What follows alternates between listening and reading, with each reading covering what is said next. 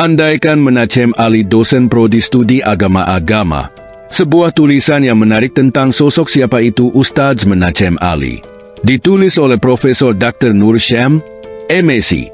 Beliau adalah lektor kepala di Fakultas Dakwah IAIN Sunan Ampel.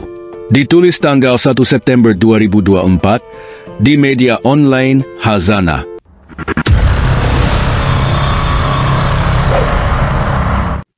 Berikut tulisannya.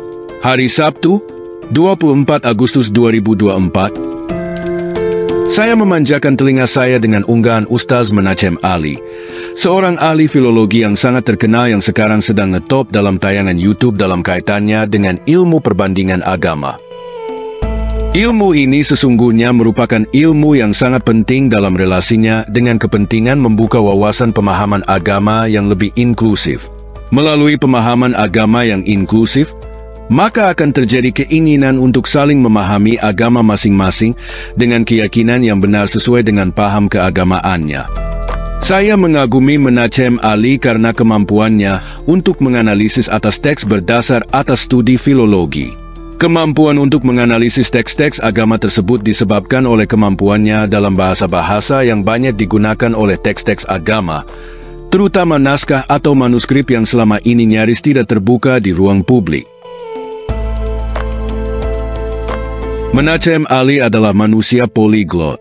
Ada banyak bahasa yang dikuasainya. Dan yang unik adalah bukan bahasa-bahasa yang sedang ngetren di masyarakat.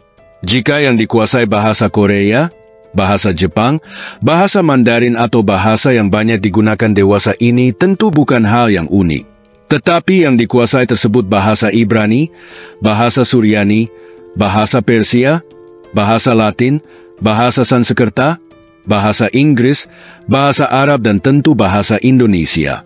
Melalui kemampuan berbahasa seperti itu, maka pantaslah jika dengan mudah dapat memahami teks, misalnya naskah Laut Mati, Al-Quran yang tersimpan di Museum Birmingham, Bible, teks-teks Injil Apokrif, Injil Barnabas, Al-Quran edisi Mesir 1927 yang tanpa harakat, manuskrip Qumran, Taurat Samaria, Taurat Yahudi, Kitab Weda dalam agama Hindu dan teks dalam agama Buddha, dan karya-karya dalam ilmu tafsir yang tertua maupun teks-teks Islam dalam berbagai kitab di pesantren.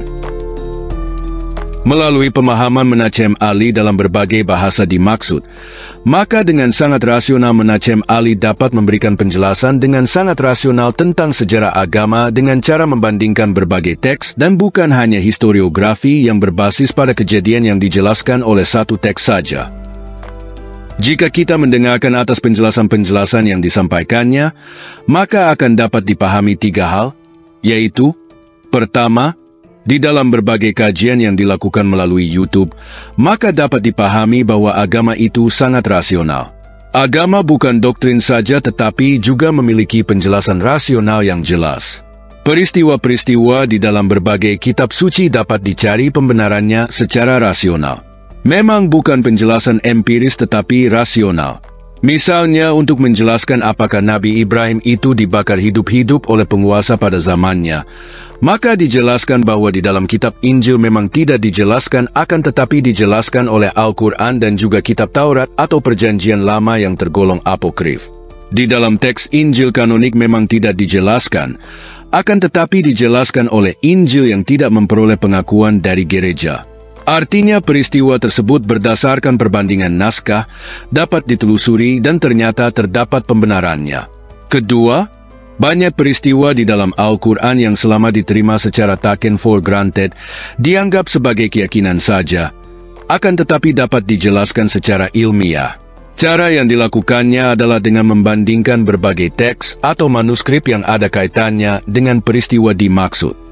Melalui penguasaan bahasa-bahasa yang dijadikan sebagai bahasa di dalam manuskrip lalu bisa ditemukan kebenarannya. Peristiwa Fir'aun tenggelam di Laut Mati, misalnya dapat diverifikasi di beberapa teks, terutama teks Taurat dan juga akhirnya dapat diverifikasi secara empirik. Bekas-bekas kereta Fir'aun dan juga tulang-tulang kuda dapat ditemui di Laut Mati. Hanya saja belum bisa dibuka, sebab antara pemerintah Arab dan Mesir belum melakukan upaya bersama untuk membuka artefak-artefak dimaksud. Cerita tentang Ashabul Kahfi yang selama ini menjadi legenda di kalangan umat Islam ternyata bisa didapatkan bukti-buktinya berdasarkan naskah Laut Mati yang menyimpan cerita tentang bagaimana Ashabul Kahfi, sejumlah 7 pemuda yang diperkusi oleh masyarakatnya sehingga melarikan diri ke dalam goa. Ternyata di berbagai goa tersebut didapatkan naskah-naskah yang memberikan pembenaran terhadap surat Al-Kahfi. Ada ratusan naskah dan belum semuanya bisa dibuka untuk publik. Ketiga, menggairahkan kajian manuskrip yang memiliki signifikansi penting untuk memperkuat keimanan di dalam agama-agama. Melalui upaya untuk memahami teks-teks terkait dengan agama, maka membuka kembali atas manuskrip kuno ternyata sangat penting. Melalui kajian tersebut akan dapat menjadi instrumen untuk memahami kebenaran kitab suci dengan berbagai informasinya. Melalui kajian atas manuskrip tersebut dapat memberikan gambaran bahwa Al-Quran, misalnya, ternyata berisi informasi ilmiah yang dapat dipertanggungjawabkan. Ilmu perbandingan agama atau studi agama-agama di Indonesia nyaris hilang. Dalam arti masih dikaji di institusi pendidikan Islam, tetapi nyaris tidak terdengar suaranya. Di masa lalu, ilmu perbandingan agama pernah menjadi ikon. Misalnya melalui Profesor Mukti Ali di IAIN Sunan Kalijaga Yogyakarta, lalu di dalam perkembangannya juga terdapat nama. Misalnya Kautsar Azhari Nur dan lain-lain, akan tetapi gaungnya kalah dengan informasi di media sosial yang dianggap ngetren. Tetapi Dondi Tan lalu mengunggahnya di media sosial, dan terakhir adalah Menachem Ali. Ilmu perbandingan agama yang berbasis pada kajian filologi menjadi menarik untuk diperbincangkan. Saya terus terang membayangkan bahwa Menachem Ali adalah dosen UIN dalam prodi studi agama-agama, yang memang memiliki visi sebagaimana yang diungkapkan oleh Menachem Ali. Beliau dapat menjadi ikon bagi studi agama-agama. Menachem Ali dapat menjadi penggerak distingsi dan ekselensi bagi prodi studi agama-agama. Sayangnya Menachem Ali sudah menjadi dosen di Universitas Airlangga, tetangga sendiri.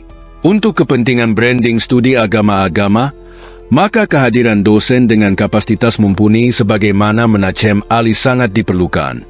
Beruntunglah andaikan studi agama-agama memiliki tokoh yang luar biasa tersebut.